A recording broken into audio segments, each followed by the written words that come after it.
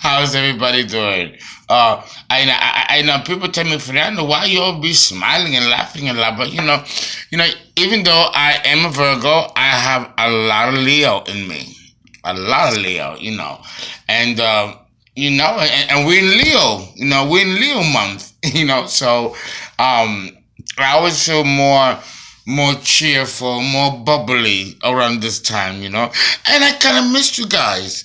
I had to take a day or two off because I'm having I run a theater company, a nonprofit theater company. For those of you who have donated to my cause, at GoFundMe.com/public charity. That's my site where you can donate. It helps so that I can cover the cost of production and take care of my actors. And I have this. What I'm doing here with YouTube is a for-profit to serve as a nonprofit. I have a nonprofit theater, and you can go to my website. You can look at it. It's Emilio Prudhomme TR Theater with the French spelling .blogspot.com.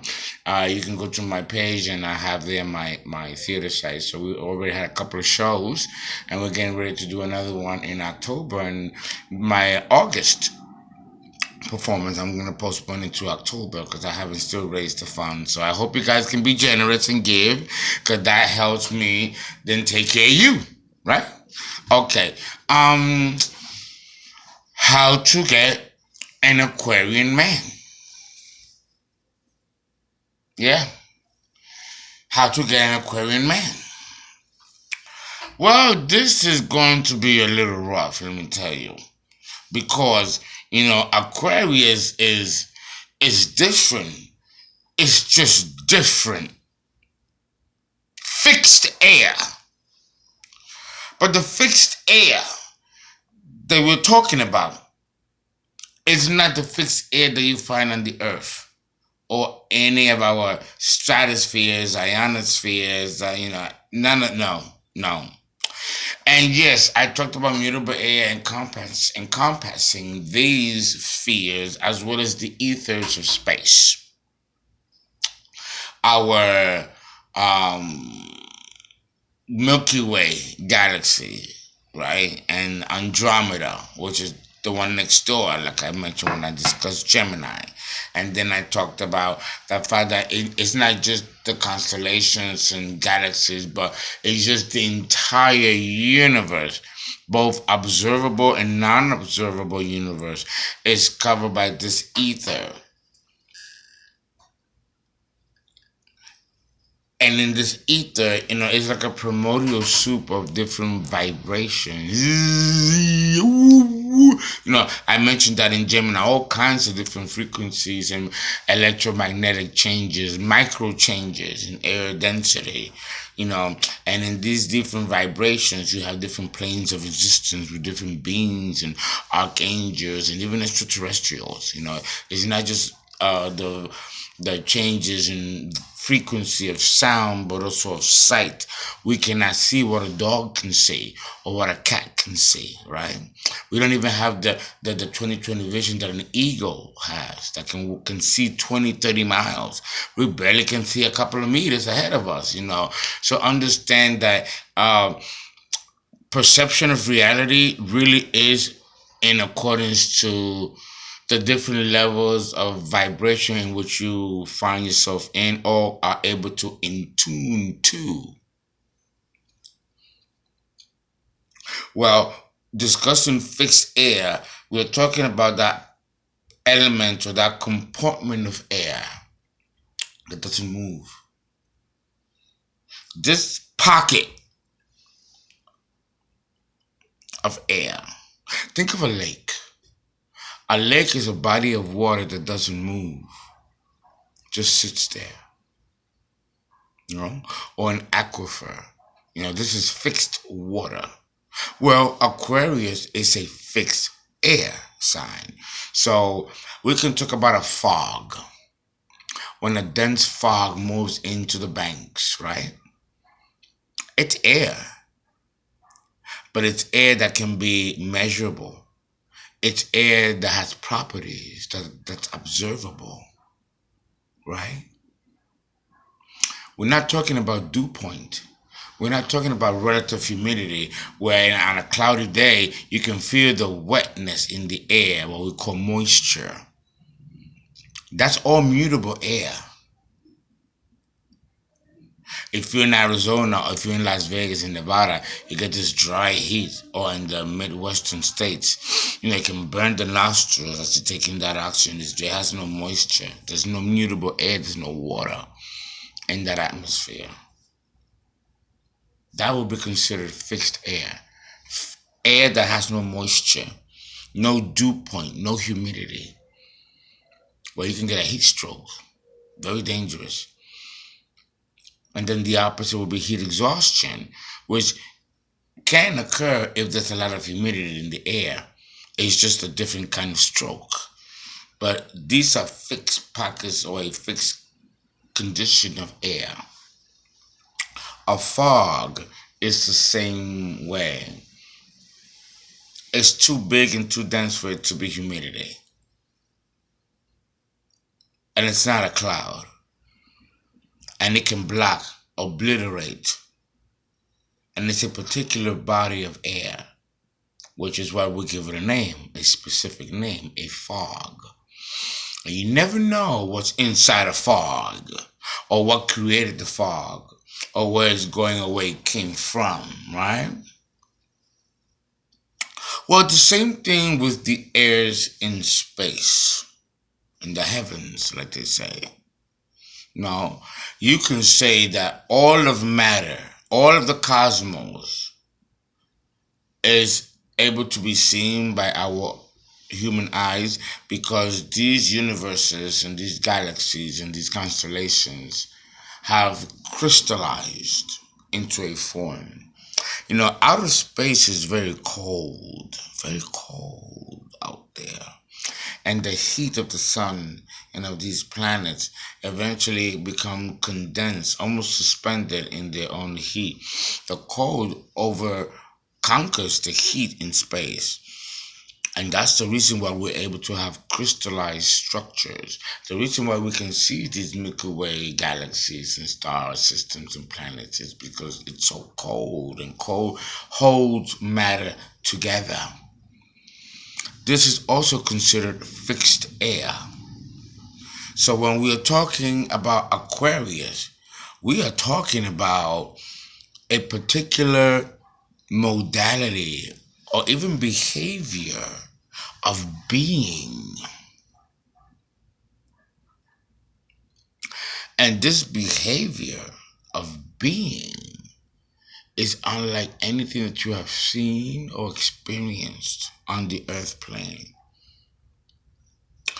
To make a more clearer example, let's consider the planet Uranus, which rules Aquarius.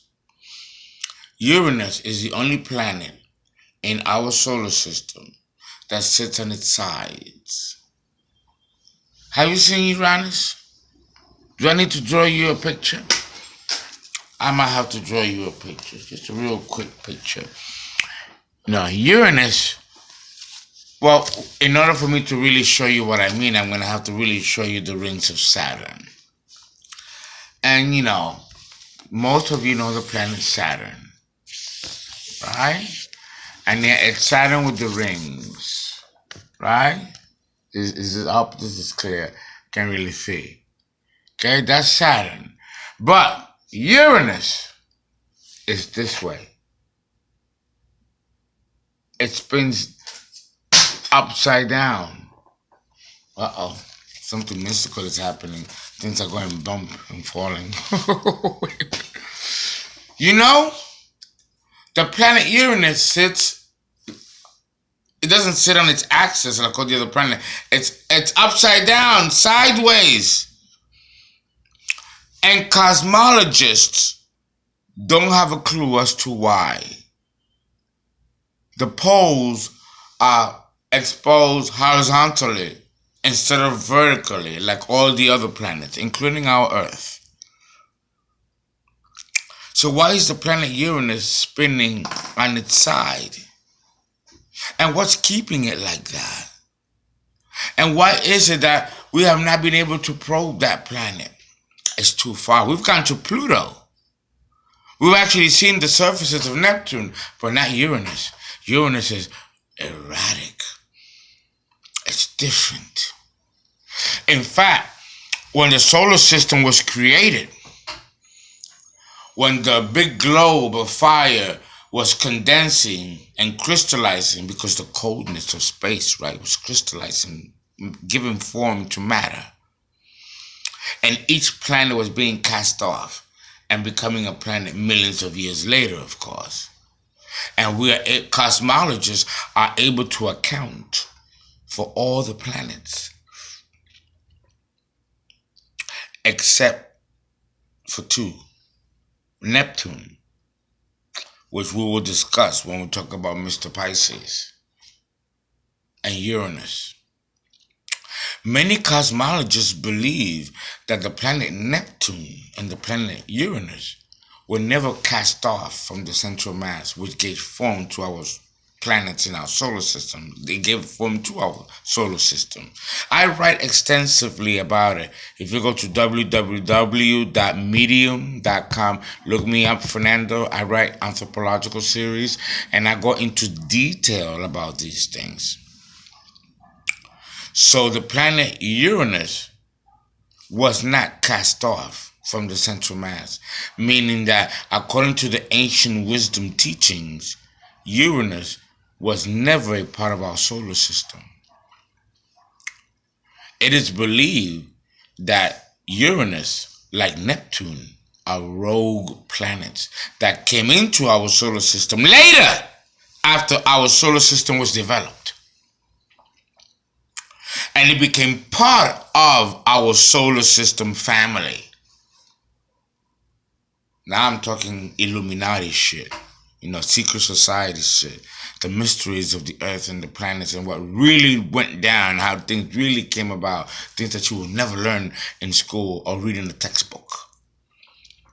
Because now I'm dabbling a little bit into the mysteries that really took place here, like Atlantis and all of that stuff. All that's real. That did really happen.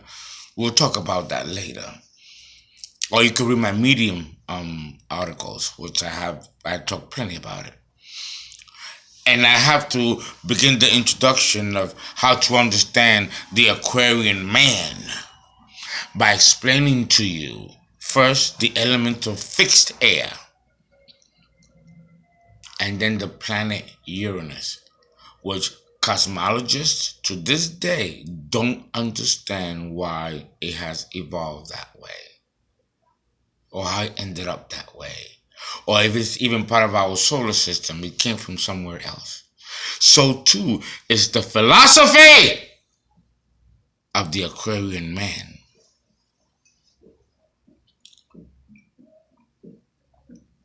It doesn't come from this solar system. It doesn't come from our fold. Aquarius is different. It's different. Their philosophy is not that of Venus, Mars, Mercury, the Sun, Jupiter's or Saturn, or Pluto, or Neptune. It is different. Cosmologists are not sure where Uranus came from, but he already came into our solar system ready-made. There was a planet that exploded somewhere nearby our solar system. That about Nibiru and Planet X, that's all really essentially true. One day we'll talk about it, and I'll cut the wheat from the chaff and tell you what's real and what's not real. But yes, we did have a planet that exploded in our orbit, in our solar system. That's anthropology, deep anthropology. We won't discuss that here, but I have to dip a little bit in it in order to discuss Aquarius, which is not in our field of philosophy. Aquarius' philosophy is very different. It does not come from this world. And this is why they are the most least running, Mr. Pisces running a close second. Mr. Aquarius is very difficult to understand, to comprehend its psychology, to make sense of its behavior, which can be very eccentric, erratic, and radical.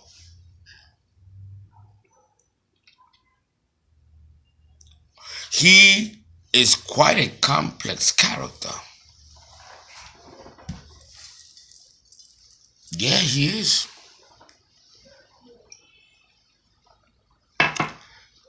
We don't understand the chemical composition of the planet Uranus. We don't. To this day. Well, sure, we have calculated guesses, we have marvelous conjectures, because science will always find a way to create marvelous conjectures. But at the end of the day, just like dark matter and dark energy, we don't know what the fuck it is. And yet cosmologists won't admit it, won't accept it. Because of course, as humans with an ego, we feel insecure if we can't control. So therefore, we have to dismiss it. So understand that when you're dealing with the Aquarian man, you are dealing with someone who is just fundamentally different.